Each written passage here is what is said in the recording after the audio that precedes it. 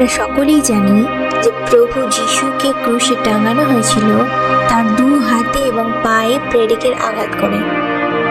ক্রুশে প্রভু যিশুর মৃত্যুর পর তার দেহকে কবরে রাখা হয় এবং 3 দিন পর তার পুনরুত্থান ঘটে। যিশুর পুনরুত্থানের পরও তার হাতে সেই পেরেকের আঘাতের ক্ষত চিহ্ন আমরা দেখতে পাই। এর প্রমাণ আমরা পাই বাইবেল থেকে। লোক লিখিত সুসমাচার 24 অধ্যায় 39 থেকে 40 পদ পড়লে আমরা জানতে পারি, সেখানে লেখা আছে, আমার হাত ও আমার পা দেখো, এ আমি স্বয়ং, আমাকে স্পর্শ করো আর দেখো, কারণ আমার যেমন দেখিতেছ আত্মার এইরূপ অস্থি মাংস নাই। ইহা বলিয়া তিনি তাহাদিওকে হাত ও পা দেখাইলেন। অন্য আরেকটা পর যদি আমরা দেখি, সেখানেও আমরা একই বিষয় দেখতে পাই যে প্রভু যিশুর পুনরুত্থানের পরও তার হাতে এবং পায়ে আঘাতের ক্ষত ছিল। যোহন লিখিত সুসমাচার 20 অধ্যায় 24 থেকে 29 পদ কি বলছে? যিশু যখন আসিয়াছিলেন তখন থোমা, সেই 12 জনের একজন, যাহাকে দিদুম বলে, তিনি তাহাদের সঙ্গে ছিলেন না। অতএব অন্য শিষ্যরা তাহাকে কহিলেন যে আমরা প্রভুকে দেখিয়াছি। কিন্তু তিনি তাহাদিওকে বলিলেন, আমি যদি তার 2 হাতে প্রেকের চিহ্ন না দেখি ও সেই প্রেকের স্থানে আমার অঙ্গুলি না দিই এবং তাহার কুক্ষি দেশের মধ্যে আমার হাত না দিই, তবে কোনো মতে বিশ্বাস করিব না। 8 দিন পরে তার শিষ্যগণ পুনরায় গৃহমধ্যে ছিলেন এবং থোমা তাহাদের সঙ্গেই ছিলেন। দ্বার সকল রুদ্ধ ছিল। এমন সময় যিশু আসিলেন, মধ্যস্থানে দাঁড়াইলেন আর কহিলেন, তোমাদের শান্তি হল। পরে তিনি থোমাকে কহিলেন, এই দিকে তোমার অঙ্গুলি বাড়াইয়া দাও, আমার হাত দুখানি দেখো আর তোমার হাত বাড়াইয়া দাও, আমার কুক্ষি দেশের মধ্যে দেখো এবং অবিশ্বাসী হইও না, বিশ্বাসী হও। থোমা উত্তর করিয়া তাহাকে কহিলেন, প্রভু আমার, ঈশ্বর আমার। যিশু তাহাকে বলিলেন, তুমি আমাকে দেখিয়াছ বলিয়া বিশ্বাস করিয়াছ? ধন্য তাহারা যাহারা না দেখিয়া বিশ্বাস করিল। অর্থাৎ এখানে আমরা লূক লিখিত সুসমাচার এবং যোহন লিখিত সুসমাচারের 2টি বাক্য পড়েই আমরা খুব স্পষ্টভাবে দেখতে পেলাম যে প্রভু যিশু থোমাকে এবং তার অন্যান্য শিষ্যদেরকে তার ক্ষত চিহ্নগুলো দেখিয়েছিলেন এবং তাকে স্পর্শ করতেও বলেছিলেন। আর এখন আমাদের মনে প্রশ্ন হতেই পারে যে প্রভু যিশুর পুনরুত্থানের পরও কেন তার হাতে ক্ষত চিহ্ন আমরা দেখতে পাই? এর কারণ কি ছিল? আসুন একটা ছোট কাহিনী জেনে নিই। একজন ইহুদি মালিকের ঘরে একজন দাস ছিল, যে সকাল থেকে রাত পর্যন্ত তার মালিকের জন্য পরিশ্রম করত এবং কাজ করত। তারপর কাজ শেষ হলে সে তার নিজের ঘরে ফিরে যেত এবং তার পরিবারের সঙ্গে সময় কাটাত এবং তার একটা ছোট সন্তানও ছিল। সেই দাসের 2 কানে 2টো বড় বড় ছিদ্র ছিল এবং তার সন্তান তার 2 কানের সেই ছিদ্রের মধ্যে হাত গলাতো এবং তাকে জিজ্ঞাসা করত যে, বাবা, তোমার কানে এত বড় বড় ছিদ্র কেন? আমাদের কান দেখো, আমাদের কানে তো কোনো ছিদ্র নেই, আমার মায়ের কানেও তো কোনো ছিদ্র নেই, এমনকি আমাদের প্রতিবেশী আঙ্কেল যিনি আছে সেও তো তোমার মতনই একজন দাস, কই তার কানেও তো কোনো ছিদ্র নেই, তবে তোমার কানে কেন ছিদ্র আছে? সেই দাসের সন্তান যখন এই প্রশ্নগুলো তার বাবাকে করছিল, তখন তার মা এসে তাকে বলেছিল, তুমি এখনো অনেক ছোট এই বিষয়টা জানার জন্য। যখন তুমি বড় হয়ে যাবে তখন তুমি নিজেই জানতে পারবে যে বাবার কানে এত বড় বড় 2টো ছিদ্র কেন। এরপর বেশ কিছুদিন এগিয়ে যায়, সময় তার নিজের নিয়মেই গড়িয়ে যায়, বাচ্চাটাও একটু বড় হয়।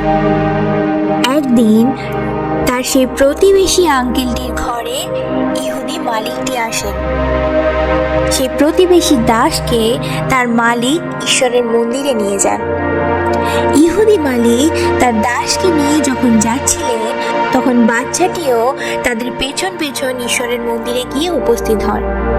এবং সেখানে কি হচ্ছিল তা সে দেখতে থাকে এবং মনে মনে আনন্দ করতে থাকে যে আজ হয়তো সে জানতে পারবে যে তার বাবার কানে এত বড় বড় দুটো ছিদ্র কেন। সে দেখে যে মন্দিরের যাজক বাইবেলের পুরাতন নিয়ম থেকে বাক্য বের করে পাঠ করছে। তারপর সেই দাসেরও কানে ছিদ্র করা হয়। সেই সময় সেই দাসের মুখে এক আনন্দ বিরাজ করছিল। এতটাই সে খুশি ছিল, তার মুখ খুশির জন্য জল জল করছিল। কানে ছিদ্র করার জন্য যে যন্ত্রণা ছিল তা যেন তাকে কাবুই করতে পারছিল না। তাকে দেখে মনে হচ্ছিল তার খুশির কাছে এই যন্ত্রণা কোনো কিছুই না। সেই দাস যখন আনন্দ অনুভব করছিল তখন সেই ছোট্ট বাচ্চাটির চোখে জল ছিল। সে অতিরিক্ত পরিমাণে দুঃখার্ত হয়ে পড়েছিল। তারপর সে কাঁদতে কাঁদতে ছুটে বাড়িতে এসে পৌঁছায় এবং মায়ের কাছে গিয়ে মাকে জড়িয়ে ধরে হাউ হাউ করে কাঁদতে থাকে। মা তখন তার ব্যবহার দেখে অবাক হয়ে যায় এবং তাকে জিজ্ঞাসা করে যে কি হয়েছে, সে এত কাঁদছে কেন। বাচ্চাটি তখন জানায় যে বাবার কানে কেন ছিদ্র আছে আজ সে জানতে পেরেছে।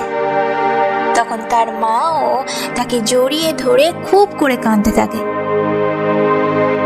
কি এমন কারণ ছিল তাদের দুঃখের? কি কারণ ছিল যে সেই সন্তানের সাথে সাথে তার মাও খুব কাঁদছিল? এই কারণ আর কিছুই ছিল না। কারণটা ছিল সেই বাক্যটি যেটা যাজক শাস্ত্র থেকে পাঠ করছিলেন। সেই বাক্যটা শোনার পরই বাচ্চাটি জানতে পেরেছিল যে কেন তার বাবার কানে ছিদ্র ছিল। সেই বাক্যটি কি ছিল চলুন দেখে নিই। যাত্রা পুস্তক 21 অধ্যায় 2 থেকে 6 পদ। সেখানে লেখা আছে, তুমি ইব্রিয় দাস ক্রয় করলে।